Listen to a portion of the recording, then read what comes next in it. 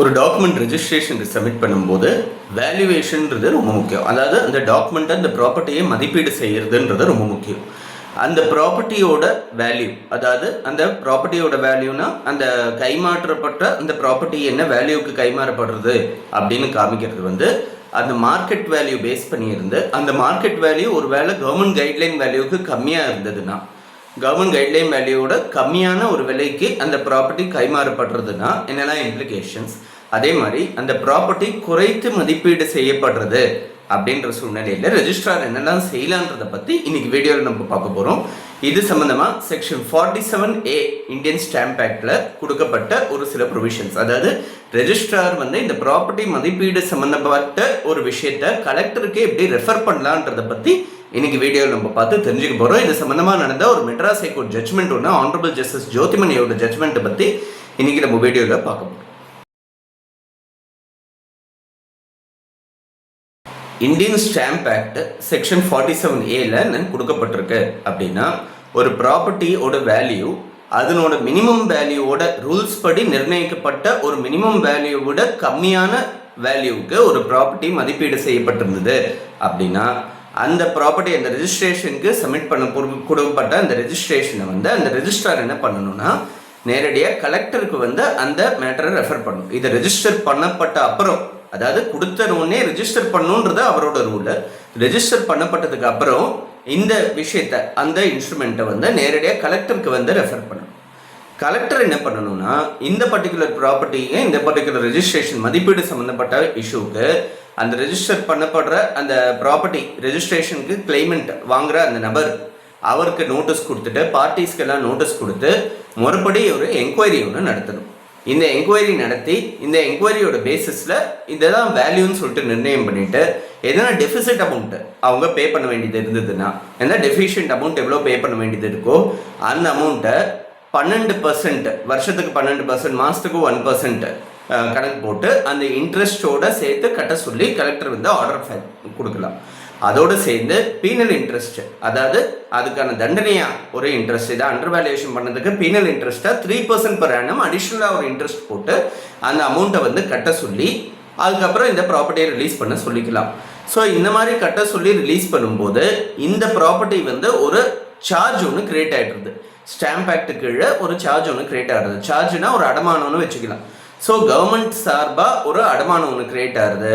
கவர்மெண்ட்டுக்கு இந்த பணத்தை கொடுத்து ரிலீஸ் பண்ணதுக்கு அப்புறம் தான் இந்த ரெஜிஸ்ட்ரேஷன் பூர்த்தி ஆகுன்றது இருக்குது. ரெஜிஸ்ட்ரேஷன் முடிஞ்சு போச்சு, ஆனால் அந்த ரெஜிஸ்ட்ரேஷன் சம்மந்தப்பட்ட அந்த பரிவர்த்தனை பூர்த்தி ஆகிறது இந்த பேலன்ஸ் அமௌண்ட்டை கொடுத்து ரெஜிஸ்டர் பண்ண அப்புறம் தான். இல்லைன்னா இந்த ப்ராப்பர்ட்டி ரெஜிஸ்டர் பண்ணப்பட்டிருந்தாலும் கூட இது மேலே ஒரு அடமானம் ஒன்று நிலுவையில் இருந்துகிட்டே வருதுன்றது தான் செக்ஷன் 47A சாராம்சம். அதே மாதிரி இந்த கலெக்டர் கொடுக்குற ஆர்டர் மேலே அதிருப்தி யாருக்கான இருந்ததுன்னா கமிஷனர் கிட்ட ஒரு அப்பீல் ஒன்று ஃபைல் பண்ணுறதுக்கான ரைட் இருக்குது. கமிஷனர் கிட்ட அப்பீல் 30 நாளைக்குள்ள ஒரு அப்பீல் ஒன்று ஃபைல் பண்ணுறதுக்கான ரைட் இருக்குது. சரி, இப்போ இந்த ரெஜிஸ்ட்ரார் கலெக்டர் கிட்ட இந்த மேட்டரை ரெஃபர் பண்ணுறதை பற்றி பார்த்தோம். ரெஜிஸ்ட்ரார் ரெஃபர் பண்ணும்போதே ஆரம்ப கட்டத்திலேயே இது ரெஜிஸ்டர் பண்ணத்தக்க, அதாவது இந்த ரெஜிஸ்ட்ரார் ரெஜிஸ்டர் பண்ணத்தக்க ஒரு விஷயம், இது ரெஃபரன்ஸே தப்பு, அடிப்படையிலேயே இந்த கலெக்டருக்கு ரெஃபர் பண்ண விதமே தப்பு அப்படின்னு சொல்லி நேரடியாக ஹைகோர்ட்டோட கதவை தட்ட முடியுமா அப்படின்னு பார்த்தா நிறைய கேசஸ்ல இந்த மாதிரி ஆயிருக்கு. இந்த ரெஜிஸ்ட்ரேஷன் செக்ஷன் 47A அடிப்படையிலேயே சேலஞ்ச் பண்ண கேசஸ் நிறைய இருக்கு. இது சம்பந்தமாக ரொம்ப முக்கியமான case Manimegalai versus inspector general of registration 2011 ஒரு ஜட்ஜ்மெண்ட். இந்த ஜட்ஜ்மெண்ட்டோட ஃபேக்ட்ஸ் என்னன்னா, ஒரு ப்ராப்பர்ட்டியை ஒருத்தவங்க வாங்குறாங்க, அந்த வாங்கி அந்த ரெஜிஸ்ட்ரேஷன் நடத்துறாங்க. ரெஜிஸ்ட்ரேஷனுக்கு கொடுத்த அப்புறம் டெபிசிட் ஸ்டாம்ப் டியூட்டி 35,000 சொச்ச ரூபாய், 35,590 ரூபாயை கொடுக்க சொல்லி டிடி எடுத்துன்னு வர சொல்லி ரெஜிஸ்ட்ரார் டைரக்ட் பண்றாரு. அந்த குறிப்பிட்ட கால அவகாசத்துக்குள்ள அந்த டிடி எடுத்துன்னு கொடுக்காததுனால ரெஜிஸ்ட்ரார் என்ன பண்றாரு, இந்த மேட்டரை அப்படியே கலெக்டருக்கு டிரான்ஸ்ஃபர் பண்ணி ரெஃபர் பண்ணிட்டார். ஸோ இந்த கலெக்டருக்கு ரெஃபர் பண்ணதுக்கு அப்புறம் கலெக்டருக்கு ரெஃபர் பண்ணதப்போ இந்த ஸ்டாம்ப் பேப்பரை, அதாவது ரெஜிஸ்டர் பண்ண அந்த டாக்குமெண்ட்டை இவங்களுக்கு ரிட்டர்ன் பண்ணல. இவங்க கலெக்டருக்கு ரெஃபர் பண்ண விஷயம் கூட தெரியாது. சாதாரணமாக அந்த 47A கீழே ஒரு கலெக்டருக்கு ஒன்று ரெஃபர் பண்ணப்பட்டிருந்ததுன்னா கலெக்டர் ஒரு என்கொயரி நடத்தணும், அதுக்கு முன்னாடி சம்மந்தப்பட்ட நபர்கள் எல்லாருக்கும் நோட்டீஸ் கொடுக்கணுன்றதை இப்போ தான் பார்த்தோம். ஸோ கலெக்டருக்கு இவங்களுக்கு ரெஃபர் பண்ண விஷயமே தெரியாது. தகவல் பெறும் உரிமை சட்டத்தில் ஆர்டிஐ ஆக்ட் கீழே ஒரு அப்ளிகேஷன் போட்டு அதில் வந்த பதிலுக்கு தான் இவங்களுக்கு தெரிய வருது இந்த மேட்டர் வந்து கலெக்டருக்கு ரெஃபர் ஆச்சுன்னு சொல்லி. ஸோ கலெக்டர் கிட்ட போயிட்டு இந்த ப்ரொசீடிங்ஸ் வந்து நடந்திருக்குன்றது தெரிய வந்த அப்புறம் இதுக்கப்புறம் இவங்க என்ன பண்ணுறாங்க, இந்த 47A ப்ரொசீடிங்ஸையே அடிப்படையிலேயே சேலஞ்ச் பண்ணுறாங்க. இதை ரெஃபர் பண்ண விதமே தப்பு அப்படின்னு சொல்லி இவங்களோட கிரீவன்ஸ் 2 விஷயம். ஒன்று வந்து இந்த ப்ராப்பர்ட்டியை ரெஜிஸ்டர் பண்ணதுக்கு அப்புறம் தான் என்ன குறைபாடு எதனா இருந்ததுன்னா நீங்கள் கலெக்டருக்கு ரெஃபர் பண்ணணுன்றது 47Aலேயே இருக்குது அப்படின்றது முதல் கிரீவன்ஸ். 2வது, கலெக்டருக்கு இவங்க ரெஃபர் பண்ண நாட்கள் வந்து 2 வருஷம் 8 மாதம் கழிச்சு, ரெஜிஸ்ட்ரேஷன் டேட்லேருந்து 2 வருஷம் 8 மாதம் கழிச்சு தான் இவங்க கலெக்டருக்கு ரெஃபர் பண்ணியிருக்காங்க. இவ்வளோ லாங்கான ஒரு ஸ்பேனுக்கு அப்புறம், இன்னொரு லாங் ஸ்பேனுக்கு அப்புறம் இவங்க ரெஜிஸ்டர் பண்ணதுக்கு இந்த கலெக்டருக்கு ரெஃபர் பண்ணுறதுக்கு எந்த விதமான லிமிடேஷனும் இல்லையா, கலெக்டருக்கு வந்து ஒரு டாக்குமெண்ட்டை ரெஃபர் பண்ணுறதுக்கு எந்த விதமான லிமிடேஷனும் இல்லையான்றது தான் இவங்களோட கேள்வி. இது ஏற்கனவே ஒரு ஜட்மெண்ட்டை மேற்கோள் காமிச்சு 3 வாரத்துக்குள்ளே கொடுத்தாகணும். ஏன்னா சட்டத்தில் இல்லை, 47Aல வந்து இத்தனை நாளைக்குள்ளே ரெஃபர் பண்ணுன்றது இல்லைனாலும் ஏற்கனவே கொடுத்த ஒரு ஜட்மெண்ட்டில் 3 வாரத்துக்குள்ளே இதை ரெஃபர் பண்ணணுன்றத மேற்கோள் காமிச்சு சுட்டி காமிச்சு இவங்க வந்து 3 வாரத்துக்குள்ளே இவங்க பண்ணியிருக்கணும், இத்தனை நாள் ஆச்சு முடிஞ்சு போச்சு, அதனால கலெக்டருக்கு ரெஃபர் பண்ணதே அடிப்படையிலேயே தப்பு அப்படின்னு சொல்லி இவங்க வந்து ஆர்கியூ பண்ணுறாங்க.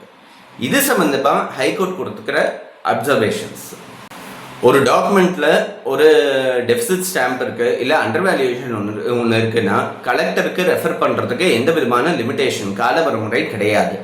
இதுக்கு முன்னாடி ஒரு கேஸில் 3 வாரம்னு கொடுக்கப்பட்டிருந்தது, அதுக்கப்புறம் ஒரு கேஸில் 6 மாதம்னு கொடுக்கப்பட்டிருந்தது, அதுக்கப்புறம் ஒரு கேஸில் சுப்ரீம் கோர்ட் வந்து வித்தின் ரீசனபிள் டைம்னு கொடுக்கப்பட்டிருக்கு. ஆனால் ரீசனபிள் டைம் நியாயமான ஒரு கால அவகாசம் தான் கொடுத்துருக்கே தவிர்த்து இத்தனை நாள்னு சொல்லி நிர்ணயம் பண்ணல.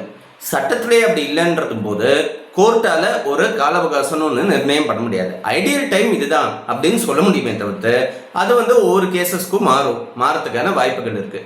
ஸோ வித்தின் ரீசனபிள் டைம் தான் நம்ம சொல்ல முடியுமே தவிர்த்து இதுதான் கால அவகாசம்னு சொல்லிட்டு நிர்ணயம் பண்ணப்பட்டது எங்கேயுமே கிடையாதுன்றது முதல் விஷயம். அதனால இந்த கலெக்டருக்கு ரெஃபரன்ஸ் பண்ண அடிப்படையில் எந்த விதமான தவறும் கிடையாது. பட் அதே சமயத்தில் இந்த வழிமுறையில் அந்த ப்ரொசீஜரில் வந்து ஒரு சில தவறுகள் இருக்குது. ஒரு டாக்குமெண்ட்டை ரெஜிஸ்ட்ராரே ரீட்டைன் பண்ணிக்கிறது இல்லை கலெக்டருக்கு வந்து ரீட்டைன் பண்ணிக்கிறது வந்து தவறு. ஒரு டாக்குமெண்ட் வந்து ஒன்ஸ் ரெஜிஸ்டர் ஆகப்பட்டதுன்னா இது இவங்களோட சொத்து, அவங்களுக்கே திரும்பி கொடுக்கறது தான் நியாயம். அந்த டாக்குமெண்ட்டை இவங்களே ரீட்டைன் பண்ணது தப்பு, இமீடியட்டாக திரும்பி கொடுத்தாக்கணும். ஒரு டாக்குமெண்ட்டில் ஒரு அண்டர் வேல்யூஷன் நடந்திருக்கு, அதனால இதை வந்து கலெக்டருக்கு ரெஃபர் பண்ணணும் அப்படின்னு ரெஜிஸ்டருக்கு பட்டதுன்னா அந்த டாக்குமெண்ட்லேயே சீல் அடித்து இது 47A கீழே இந்த கலெக்டருக்கு ரெஃபர் பண்ணப்பட்டிருக்கு அப்படின்னு அந்த சீல் அடித்து அதை ரெக்கார்ட் பண்ண வேண்டியது அவசியம் ரெஜிஸ்ட்ரார். அப்படி ஒரு வேலை அதுக்கப்புறம் இந்த 47A ப்ரொசீடிங்ஸ் எல்லாம் முடிஞ்சதுக்கப்புறம் எல்லாமே அந்த கலெக்டர்கிட்ட அந்த ப்ரொசீடிங்ஸ் முடிஞ்சு அவங்க பணத்தை கட்டின அப்புறம் இல்லை எதனா அதிருப்தி இருந்து இது மேலே ஒரு அப்பீல் ஒன்று ஃபைல் பண்ணதுக்கப்புறம் இல்லை அந்த அப்பீலுக்கான பீரியட் முடிஞ்சப்புறம் கமிஷனர் கிட்ட அப்பீல் ஃபைல் பண்ணலான்னு நான் சொன்னேன். 30 நாளைக்குள்ள அப்பீல் ஃபைல் பண்ணணும்னு சொல்ல அந்த 30 நாள் அவகாசம் முடிஞ்ச அப்புறம் அப்பீல் ஃபைல் பண்ணாமல் ஸோ இந்த டைம் ஃப்ரேம் எல்லாம் முடிஞ்ச அப்புறம் இந்த சீலை வந்து ரிமூவ் பண்ண வேண்டியது. 47A கீழே கொடுத்த அந்த சீல் அஃபிக்ஸ் பண்ண சீலை வந்து ரெஜிஸ்டர் ரிமூவ் பண்ண வேண்டியது. அதே மாதிரி ஆரம்பத்திலேயே இதை ரெஃபர் பண்ணுறது அப்படின்னா கலெக்டர்கிட்ட ரெஃபர் பண்ணப்படுறது அப்படின்னா ஈசி ரெஜிஸ்டரில் வந்து இந்த பர்டிகுலர் டாக்குமெண்ட் வந்து கலெக்டர்கிட்ட 47Aல வந்து ரெஃபர் பண்ணப்பட்டிருக்கு அப்படின்னு சொல்லி ஈசி ரெஜிஸ்டர் வந்து குறிப்பிடணும். அதே மாதிரி இதெல்லாம் முடிஞ்ச அப்புறம் ஈசி ரெஜிஸ்டர்லேருந்து அந்த என்ட்ரியை நீக்கி எடுக்கணும் அப்படின்றது ஹைகோர்ட் கொடுத்த கைட்லைன்ஸ். இது ஏன் ஈசி ரெஜிஸ்டரில் போடப்படுறதுன்னா கவர்மெண்ட்டுக்கு அதாவது ஸ்டாம்ப் கலெக்டருக்கு வந்து இந்த ஸ்டாம்ப் ஆக்ட் கீழே 47A கீழே ரெஃபர் ரெஜிஸ்டர் பண்ண வேண்டிய டாக்குமெண்ட் வந்து ரெஃபர் பண்ணப்படுறது அப்படின்னா இமீடியட்டாக கவர்மெண்ட்டுக்கு அந்த ப்ராப்பர்ட்டி மேலே ஒரு சார்ஜோட அடைமானம் ஒன்று கிரியேட் ஆகுது. இந்த அடமானத்தோட அடிப்படை என்னன்னா இவங்க இவ்வளோ பணத்தை கொடுத்தாதான் இந்த ப்ராப்பர்ட்டி மேலே இவங்களுக்கு இருக்கிற டைட்டில் வந்து முழுமையடைகிறது அப்படின்றத அர்த்தமாகிறது. ஸோ இவங்களுக்கு அந்த ப்ராப்பர்ட்டி மேலே ஒரு சார்ஜ் இருக்குன்றதுனால ஈசி ரெஜிஸ்டரில் அந்த சார்ஜை வந்து குறிப்பிட வேண்டியது அவசியம். இது தவிர வேற எந்த விதத்துலையும் ரெஜிஸ்ட்ராருக்கு அந்த டாக்குமெண்ட்டை ரீட்டைன் பண்ணுறதுக்கான அதிகாரம் கிடையாது அப்படின்னு சொல்லி ஹைகோர்ட் வந்து திட்டவட்டமாக இந்த பர்டிகுலர் கேஸில் சொல்லியிருக்கு. ரொம்ப ஒரு முக்கியமான கேஸ்ன்னு நம்ம சொல்ல முடியும். Manimegalai versus inspector general of registration. இதுக்கு முன்னாடி டாடா காஃபி எஸ்டேட்ஸ் கேஸ்ன்னு ஒன்று இருக்குது, அந்த கேஸை பற்றியும் இதில் மென்ஷன் ஆகப்பட்டிருக்கு. ஸோ இது வந்து ஒரு முக்கியமான கேஸ். இந்த 47A பற்றி இருக்கக்கூடிய ப்ரொசீஜரை பற்றியும் அதை பற்றி இருக்கிற அண்டர்ஸ்டாண்டிங்கும் நமக்கு இதுலேருந்து கிடைக்கும்.